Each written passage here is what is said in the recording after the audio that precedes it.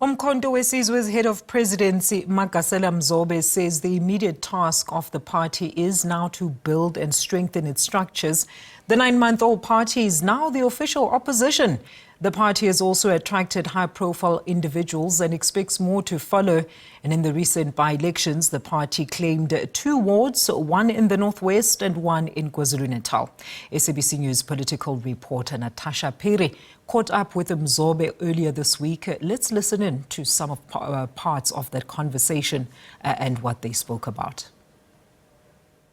Welcome to our SABC News viewers. You must have seen previously as the politics desk, we've been having various conversations with leaders of various political parties from the GNU, the Government of National Unity. And today we're joined by somebody who's from the Progressive Caucus, specifically speaking the MK party, Umkhonto Sizwe party, which is now the 3rd largest party in the country after attaining 14.58% of the votes. Of course, that translates to over 4 million votes at the May 29 polls. You would know by now that they have 58 seats in parliament and they now stand as the official opposition in parliament. In KZN, the KZN legislature, the party managed to gain 37 out of 80 seats.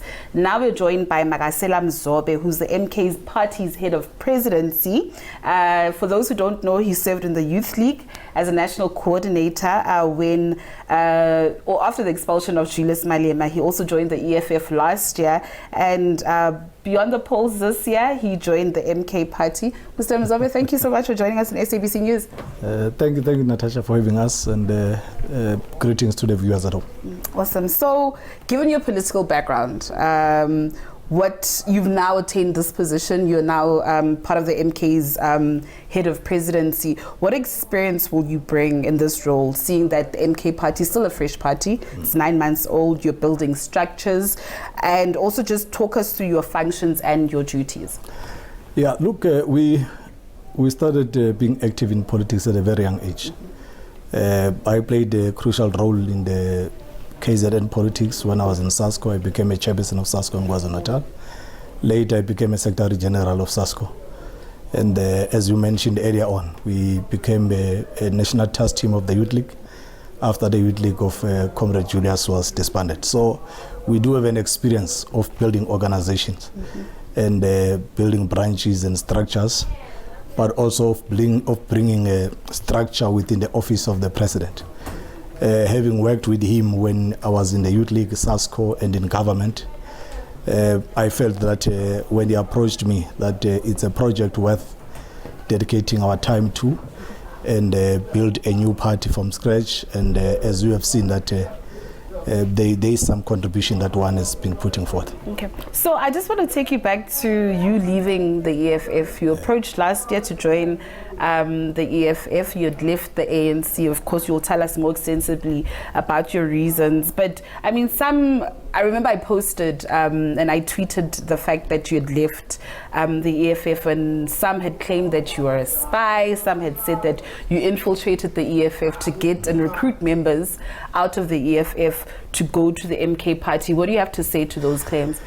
Look, when we left the ANC, the intention was to make a clear statement that this is an organization that is not worth investing our time as a generation. And I had interaction with the leadership of EFF, and it was very clear from the beginning that I've got no intentions of playing any leadership role other than to help during the campaign as a way of reducing the majority of the ANC. And I think we collectively, all those who were opposed to the ANC, successfully accomplished that. And when President Zuma, whom I've worked with, and is not a secret, approached me that, look, there is this young project. You have seen that South Africans have given it this responsibility. Because you must remember, after elections, if DA and the ANC had not formed government, MK would have been a 3rd largest party, but not an official position, giving it an opportunity to grow gradually. But the task of being an official opposition warranted that immediately the MK does not have now time to crawl. It must immediately run, because South Africans deserve to have an effective opposition. So when the president of MK, Comrade Jacob Zuma, approached me, it was on the basis of that look, there is no luxury now to build this MK gradually. We've got a bigger responsibility in KZN, bigger responsibility in the country. I will really request that you come first, focus on helping the office of the president to be structured and ready to execute its mandate. That's how we came about. And from day one when I received the call, even before I met President Zuma, the leadership of the EFF was made aware by myself, out of respect, because I was a card-carrying member, although I was not in leadership structures. To say, comrade, here is the call made by President Zuma. I am not a child. I can anticipate where, because people have already been coming to me. So expect that a conversation like this will start. And once I meet him, it becomes a formal conversation that I'll need to brief you all the time. At every moment when I met President Zuma, the leadership of EFF was aware. Out of respect, that is not a secret of being approached. Up until we collectively agreed that it's a project that we must help the odd man. If he's asking the president to Mzobe come here, they know my background. They know I've got no interest of leading the EFF. I've made that clear to them. It was to help during the elections, and I was able to be a member. And when I approached them, I said, look, out of respect, we'll have to resign from the EFF and join Umkhonto Sizwe officially, because the responsibility will have meant I form part of all meetings and decision making, and I'll need to really be a member and agree with what the MK stands for, which is not that different from the EFF in all fairness.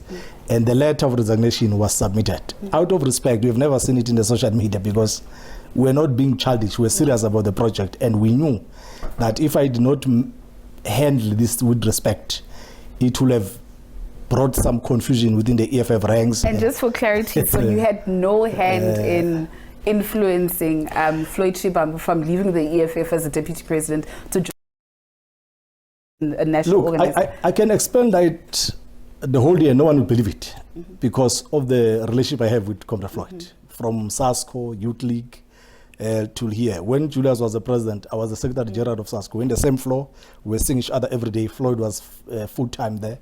So there has been interaction between and amongst ourselves. Even when I was in the Youth League, when they were expelled, we'll meet every time we're here in Johannesburg, as the office is here in Johannesburg. So there's no way where I sat and plotted how do we get Floyd. Floyd is an old man who has been in politics the same age as us, and you must remember that we're all equals in terms of the generation. So no one's got the influence over the other. Obviously, when Floyd calls Sadi Mzobe, you are there. What do you think of MK? I've got the responsibility to tell the truth of what I'm seeing. That look, I see a future here. Let's talk about your recent MPs who were sworn in. We saw the likes of Zanele Mangi, Lucky Montana, Brian Molefe, Siyabonga Gama being sworn in. And I know that the MK party has said that it's in the process of assembling the best and skilled public representatives in South Africa to actually send them to Parliament. But of course, those expelled MPs were disgruntled about this issue. I raised this issue before the press conference, saying that they've claimed that you've made way or you've expelled them to actually make way for these people to actually come in. But what do you say to criticism that says, but these people were fingered in the state capture commission, there's a cloud hanging over them? What do you say as the MK party, and how do you respond to such criticism? Look, on the comrade who were expelled, I can tell you, having spoken to the President Zuma as recent as 2 days ago about that, he has got his wishes that we'll reach out to them.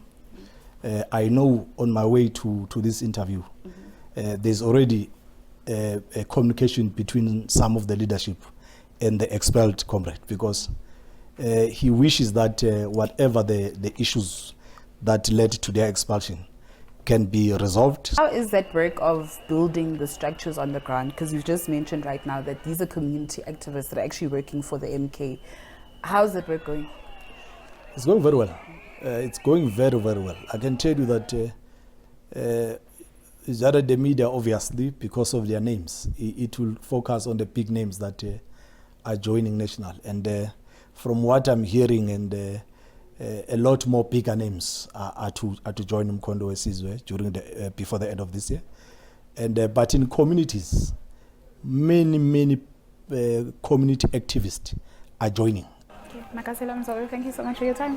Thank you very much, Natasha, and we appreciate the time you're giving to us. Thank you. Of course, that was Magasela Mzobe, the MK Party's head of presidency. Of course, as SABC News will be having more and more of those interviews, but just interesting conversations from Mr. Mzobe here, reflecting on the work of the MK Party and the Progressive Caucus. With that said, it's back to you in studio.